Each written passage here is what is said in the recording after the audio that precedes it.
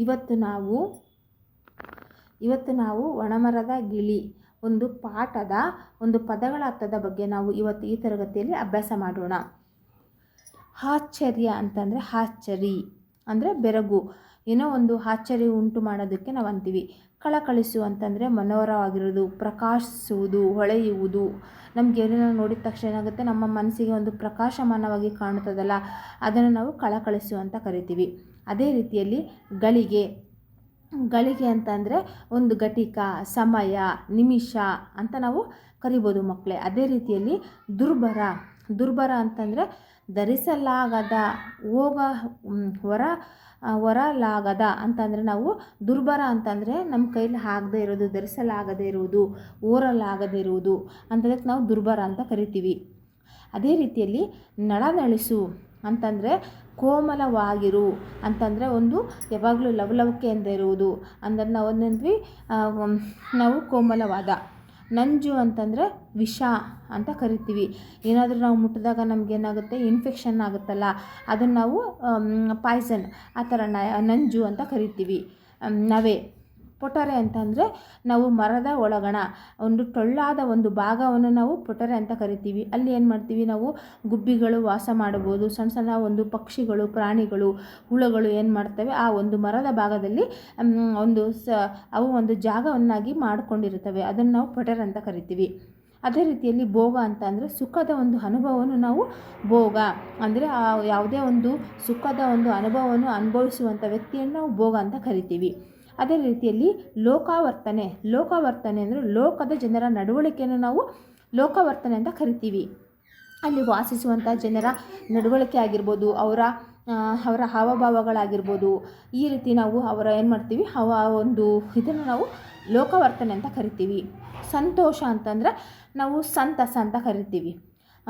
ಮತ್ತು ಸಿರಿ ಅಂತಂದರೆ ಸಂಪತ್ತಾಗಿರ್ಬೋದು, ಒಂದು ಸಿರಿ ಅಂತಂದರೆ ಸಂಪತ್ತು ಆಗಿರ್ಬೋದು, ಏಳಿಗೆ ಆಗಿರ್ಬೋದು, ಶ್ರೀಮಂತ, ಈ ಥರ ನಾವು ಅನೇಕ ಒಂದು ವಿಧದಲ್ಲಿ ನಾವು ಕಾಣ್ಬೋದು ಮಕ್ಕಳೇ. ಅದೇ ರೀತಿಯಲ್ಲಿ ಆಶ್ರಯ ಅಂತಂದರೆ ಆಸರೆ, ನಾವು ಅವಲಂಬನೆ ಆಗಿರ್ಬೋದು. ಇವಾಗ ನಾವು ಫಾರ್ ಎಕ್ಸಾಂಪಲು ಯಾವುದೇ ಪ್ರಾಣಿಗಳಾಗಿರ್ಬೋದು, ಪ್ರತಿ ಮನುಷ್ಯರಾಗಿರ್ಬೋದು, ಯಾರು ಆಶ್ರಯ ಇಲ್ದಲೆ ಯಾರೂ ಇಲ್ಲ ಮಕ್ಕಳೇ. ಅದೇ ರೀತಿಯಲ್ಲಿ ನಾವು ಆಶ್ರಯ ಅಂತಂದರೆ ಒಬ್ಬರನ್ನು ನಾವು ಅವಲಂಬನೆ ಆಗಿರುವುದನ್ನು ನಾವು ಆಶ್ರಯ ಅಂತ ಕರಿತೀವಿ. ಕೃತಜ್ಞ ಅಂತಂದರೆ ಉಪಕಾರ, ಸ್ಮರಣೆ ಇಲ್ಲದವನು ಅಂತಂದರೆ ನಾವು ಯಾರಿಗಾದರೂ ಒಂದು ಸಹಾಯ ಮಾಡಿದಾಗ ಅವನಿಗೆ ಒಂದು ಸ್ಮರಣೆ ಇಲ್ಲದ ವ್ಯಕ್ತಿಯನ್ನು ನಾವು ಕೃತಜ್ಞ ಅಂತ ಕರಿತೀವಿ.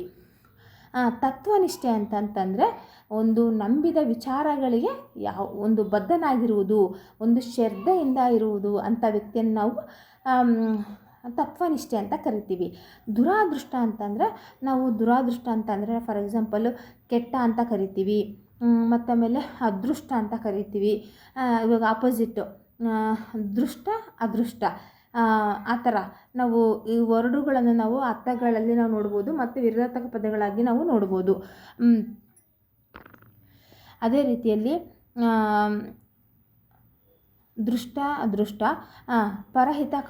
ಪರಹಿತಕಾಂಕ್ಷೆ ಅಂತಂದರೆ ಇನ್ನೊಬ್ಬರ ಒಳಿತನ್ನು ಬಯಸುವವರನ್ನು ನಾವು ಪರಹಿತಕಾಂಕ್ಷೆಯನ್ನು, ಯಾರೋ ಒಬ್ಬರ ಏಳಿಗೆಯನ್ನು ನೋಡಿ ಖುಷಿ ಪಡುವಂಥ ಒಂದು ವ್ಯಕ್ತಿಯನ್ನು ನಾವು, ಫಾರ್ ಎಕ್ಸಾಂಪಲ್ ನಾವು ಗಿಳಿಯನ್ನು ನೋಡಿದ್ವಾ, ಆ ಮರ ಒಣಗಿದ್ರೂ ಅದು ತಾನು ಯಾವ ರೀತಿ ಒಂದು ಮರವನ್ನು ಒಂದು ಏಳಿಗೆಯನ್ನು ಬಯಸುವಂಥವನು, ಒಳ್ಳೆಯದನ್ನು ಬಯಸುವಾಗಿರ್ಬೋದು, ಪ್ರಾಣಿಗಳಾಗಿರ್ಬೋದು, ಮನುಷ್ಯರೇ ಆಗಿರ್ಬೋದು, ಯಾರೇ ಆಗಿರ್ಬೋದು, ಒಂದು ಪರಹಿತಕಾಂಕ್ಷೆ ಒಂದು ಮನೋಭಾವನೆಯನ್ನು ಹೊಂದಿರುವವರನ್ನು ನಾವು ಪರಹಿತಕಾಂಕ್ಷಿ ಅಂತ ಕರಿತೀವಿ. ಅವ್ರ ಏಳಿಗೆಗಳನ್ನು ಬಯಸುವವರು ಅಂತ ಕರಿಬೋದು ಮಕ್ಕಳೇ.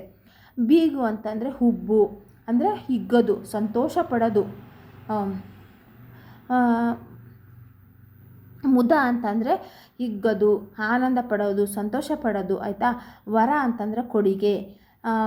ಸಮೃದ್ಧಿ ಅಂದರೆ ಸಂಪತ್ತಾಗಿರ್ಬೋದು, ಏಳಿಗೆ ಆಗಿರ್ಬೋದು, ಮತ್ತು ಆಮೇಲೆ ಈ ರೀತಿ ನಾವು ನೋಡ್ಬೋದು. ಈ ಒಂದು ಒಣಮರದ ಗಿಳಿ ಒಂದು ಪದಗಳ ಅರ್ಥ ನಿಮಗೆ ಇಷ್ಟ ಆಗಿದ್ದಲ್ಲಿ ಪ್ಲೀಸ್ ಕನ್ನಡ ಲೆಟರ್ ಸ್ಟಾರ್ಸ್ ಅಂದರೆ ಲೈಕ್ ಮಾಡಿ, ಶೇರ್ ಮಾಡಿ, ಮೇಲೆ ಕಾಣುವಂಥ ಬೆಲ್ ಐಕಾನನ್ನು ತಪ್ಪದೆ ಪ್ರೆಸ್ ಮಾಡಿ. ಧನ್ಯವಾದಗಳು.